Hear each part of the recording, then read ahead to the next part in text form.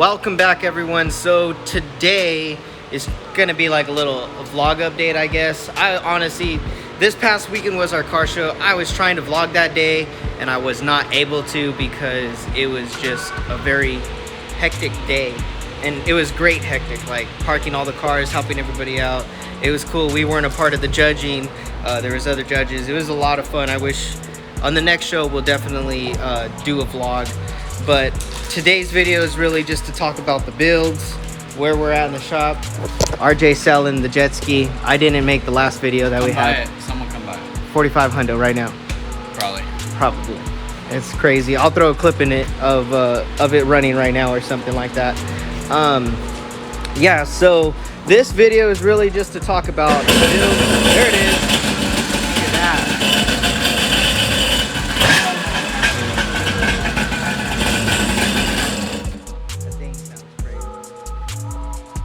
So realistically, this video is just going to be talking about where we're at and what's going on with this build, what's going on with the Studebaker. So for those of you guys who are following, actually, let me hold on, pause right there.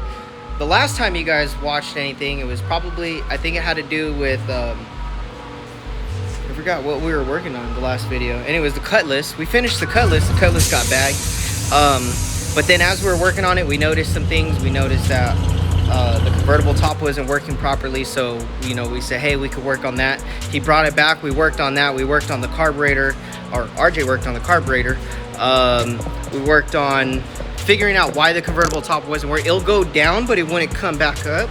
So what we figured out was the convertible top was leaking fluid, and it had depleted itself so much that there wasn't enough fluid to actually get it back up.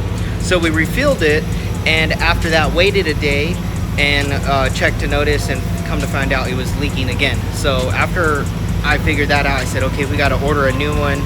So we ordered a new motor. It's on its way, and yeah, that's about the rundown on that. So when the Cutlass comes back, we'll do a video on that one and talk about the air suspension more, of what we did and stuff like that.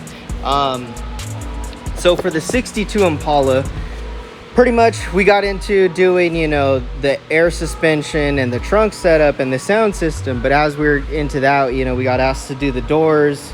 We got asked to do the flooring and the seat, or excuse me, the carpet and the seats, which they're up over there on our shelf. So long story short, I noticed that there was rust in here, and I said, hey, let's do some chassis saver, because we're taking everything apart, might as well try to save as much as the body as we can, because there was a lot of rust and stuff like that. So yeah, we did the chassis saver. We've been working on all day. RJ and Logan, shout out to them, they've helped knock it out. Coming over to the Studebaker now. The status of the Studebaker, the owner is up in the air on what motor. So maybe a 350 small block, excuse me, or maybe the original motor if the machinist could finish it. But what we're doing is we've been pretty much cleaning up. Well, first we took everything apart, and by everything we took off the fenders, the fender wells, the bumper, the grill. The hood was already off. And then once we got that done, we started working on cleaning up the metal. So like what you see right here, I have a time lapse going, so you'll be able to see that on the time lapse of what's been going on. We cut the harness. Like I said, we're gonna do a new harness on it. We're gonna shave the firewall eventually. New steering column, of course, a whole new front suspension. It's gonna have a Mustang 2 front end, that's what it's called, but it's technically an independent front suspension. Really has nothing to do with the Mustang kind of concept, pretty much. Anyways, yeah, so we're cleaning up the frame, getting all this stuff off. It took quite a while to do it, but we're getting there. Eventually we'll get the body off of the frame and then roll it out and then kind of go from there. That's kind of the goals of it.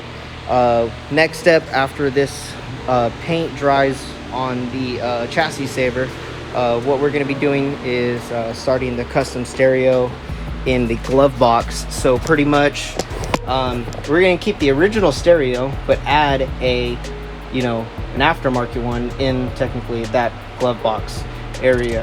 It's going to have kick panels down there with 5.5s, back has 6.5s.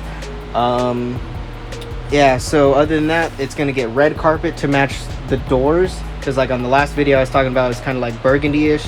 So now it's kind of going more back to this kind of red. So yeah, once this stuff dries up, we'll be definitely moving on to the next step with this, and going from there, and then coming in here and doing the air suspension, the management kit. It's already airbagged, like I said, but next we're gonna just be doing that. So enough of me talking. I'm gonna get to probably another slice of pizza, but then we're out of here, and I'll update you guys on another video whenever that is. And like I said, I'm sorry that I was not able to do one for the show. It would have been a really great video because there was a ton of cars, there was a ton of support. Thank you everyone who showed up, and you know, I hope you guys had a good time. I'd like your guys' feedback. Honestly, Tony would like your feedback. And we want to make the next show even better. We want to have more classes is another thing that's important, because we want to make sure that everybody feels like their vehicle is being judged to their liking. You know, we're tired of going shows and it not being that way. So that's kind of why we're doing it. So long story short, other than that, I'll see you guys on the next one. Thank you guys for listening to me ramble on about everything like that. I'm gonna do a video on my wide body kit on the Challenger soon, because I've had some people asking like, you know, about it and specs and everything like that. So the video probably for that will be sometime soon. Other than that, I'll see you guys. Thank you guys.